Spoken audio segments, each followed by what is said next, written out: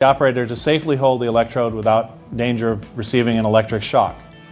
The rod can be positioned in the holder in a number of different ways, depending on operator preference or the position of the work being welded. When the welding machine is on and the ground clip is connected to the steel table or to the work itself, anything metal on this table is now charged. When the electrode makes contact with the work, it completes a circuit.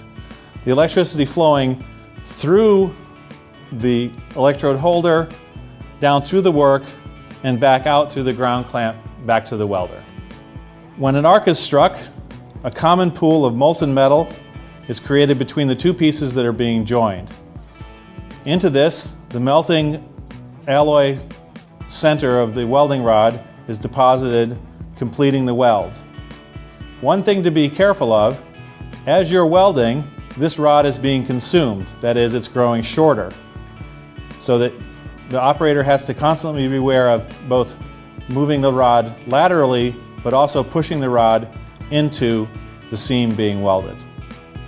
The first step in learning how to arc weld is learning how to strike the arc. Striking the arc can sometimes be very difficult at first. It's a delicate flicking motion. It's not a stabbing or a quick drag, but as if you're striking a match gently. Once the arc has started, the trick is to maintain a nice smooth molten puddle of metal with a consistent distance between the tip of the welding rod and the surface of the work. All right, let's give it a try. Welding hood's down. Remember, never look at an arc with the naked eye.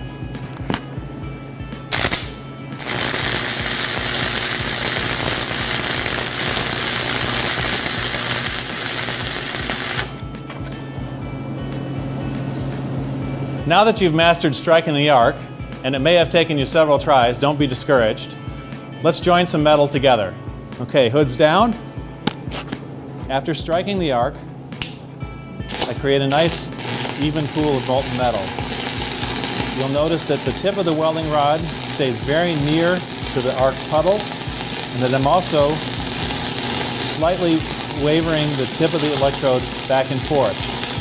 The idea is to heat both pieces of metal evenly as the filler rod is being deposited. Once you've completed your arc welded seam, you'll notice that there's a blue-black residue on top of the weld. This residue is a byproduct of the burning flux. It needs to be cleaned away from the weld. You can do this with a chipping hammer,